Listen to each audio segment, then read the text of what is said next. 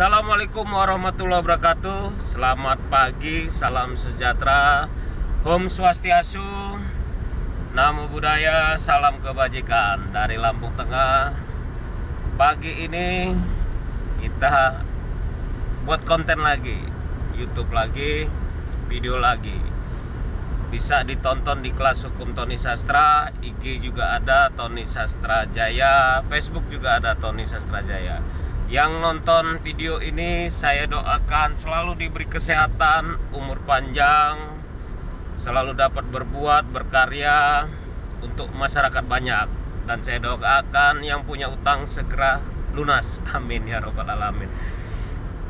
Hari ini, pagi ini kita coba memberi pemahaman, memberi pelajaran hukum tentang fidusia, undang-undang fidusia. Pagi ini ada yang WA, beberapa hari ada yang WA juga, saya lupa membuat konten.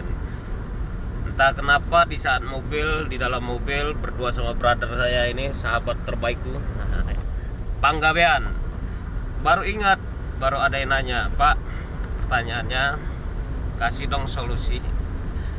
Jadi saya ini kredit mobil terus saya oper alih. Saya ada perjanjian kesepakatan oper alihnya.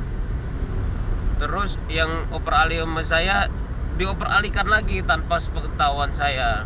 Nah sekarang tidak dibayar. Waktu oper alih pertama, kedua, 3 bulan, sebulan, 2 bulan, 3 bulan pertama dia berjalan lancar. Sekarang nggak berjalan. Nah saya dikejar leasing. Bagaimana Pak? Sedangkan saya ada kesepakatannya, ada perjanjiannya. Ya, fidusia itu mengoperalihkan yang tidak disetujui atau tidak diketahui oleh pihak ketiga. Jadi kita beli mobil pakai pihak ketiga, pakai finance. Ada beberapa finance ya di Indonesia, nggak saya sebutkan, jelas ada beberapa finance. Nah, ya semua dana itu kan dari finance. Kita ada perjanjian, ada klausul kita, ada kesepakatan kita yang kita tanda tangani. Di situ jelas dipakai di undang-undang fidusia. Kita tidak boleh mengoperalihkan tanpa sepengetahuan, tanpa pemberitahuan dari finance itu. Itu pidana. Tidak bisa, apalagi ada buktinya itu mengoperalihkan kesepakatan, kecuali waktu mengoperalihkan kita ngomong dulu ke finance yang diterju, ada SMS, ada auto, ada adira dan sebagainya. Kita ngomong lah ya, kita ngomong bahwa Pak, saya mau operalih, saya tidak kuat lagi, mohon carikan, atau ini ada orang coba disurvei dan sebagainya. Nah, itu finance tahu, finance mengetahui, finance juga tanda tangan dan sebagainya, itu nggak ada masalah. Jadi kalau umpamanya ada yang nagih ke rumah kita, tunjukkan aja Pak, sudah saya operalihkan, ini kan finance sudah tahu gitu loh. Nanti finance yang akan proses, bahwa bukan ke bapak atau ibu lagi sebagai peminjamnya atau sebagai pengkreditnya. Finance akan, tapi kalau tidak diketahui ya wajar finance akan ngejar yang si peminjam pengkredit itu, karena perjanjiannya hanya kepada dia, hanya kepada peminjam, bukan kepada yang dioperalihkan. Kalau itu tidak diketahui sama pihak finance, wajar pihak finance akan ngejar terus, wajar. Yang penting mengetahui. Contoh, ada kejadian di Lampung Tengah, di Bangunrejo kalau nggak salah itu. Ada salah satu sahabat kita, dia bilang, Pak, saya oper alihnya, finance mengetahui. Dan waktu bayar pertama, kedua, finance juga menerima dan mengetahui. Sudah, tadi sudah mengetahui, udah nggak ada masalah. Kalau finance ngejar ya salah di finance, sistem finance itu sendiri gitu loh. Jadi nggak usah pusing lagi. Kalau finance memaksa-maksa itu lain perkara, lain masalah. Jangan takut. Kalau kita sudah etikat baik, sudah kita lakukan, prosedurnya juga sudah kita laksanakan, sudah nggak usah takut lagi. Kalau finance nyari-nyari ya siap-siap aja. konsekuensi hukumnya ada. Kita juga siap membela, kita juga siap membantu.